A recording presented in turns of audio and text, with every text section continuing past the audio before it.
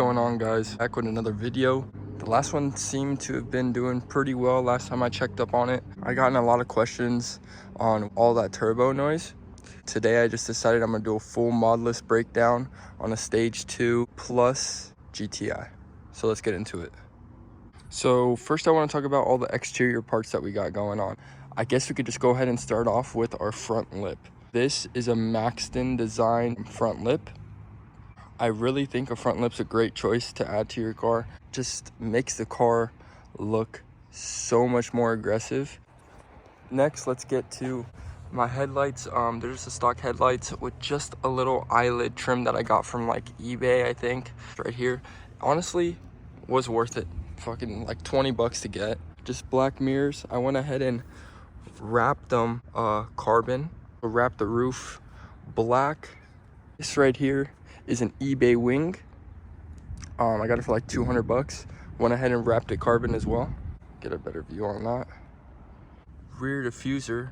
This was pretty much custom from what I know. I got it off a guy from a Facebook group. Nothing crazy.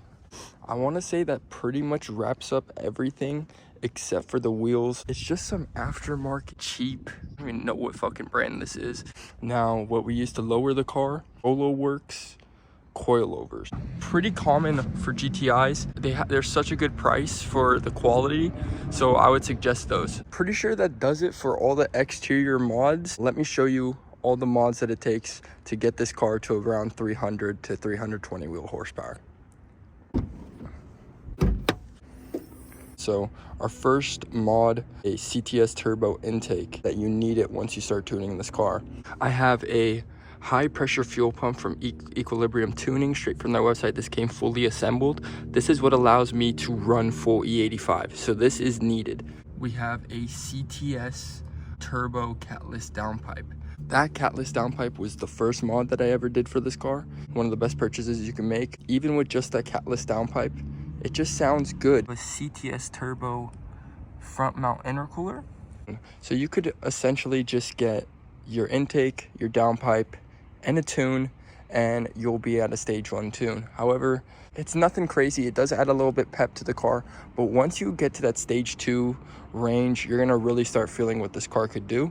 So definitely front mount intercooler and get that stage 2 tune going.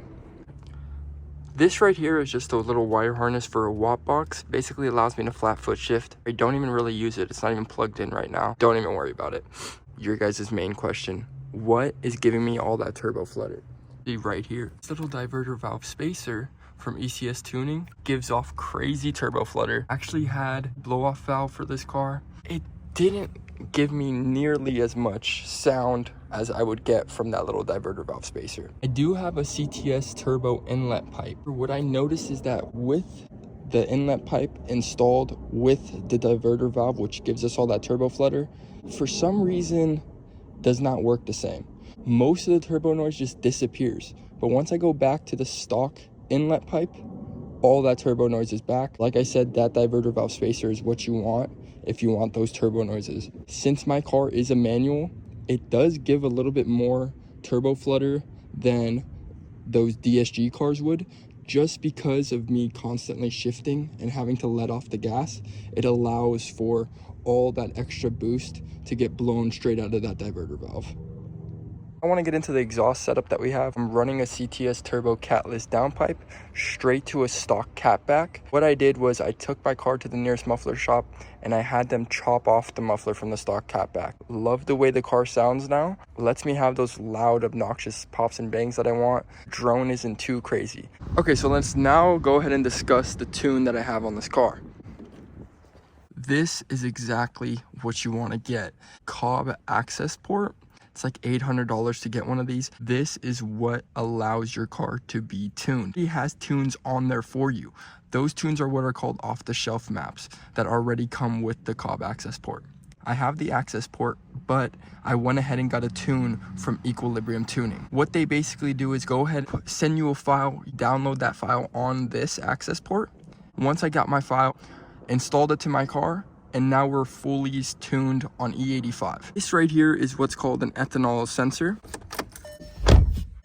We're sitting around 80% E85. I have some good E85 pumps in my area. I got it, installed it in here just because I was on E30 before, but now that I'm on E85, it really just lets me see how good a gas station's E85 is. The only other things I could think of, engine mounts, which are all underneath the car. I would have to lift the car up to show you guys. Those are just little supporting mods that just allow the car to drive a little better. I know a little spot that we could go and take a little cruise, hopefully get some nice POV driving, but let's first go get some food. I'm hungry.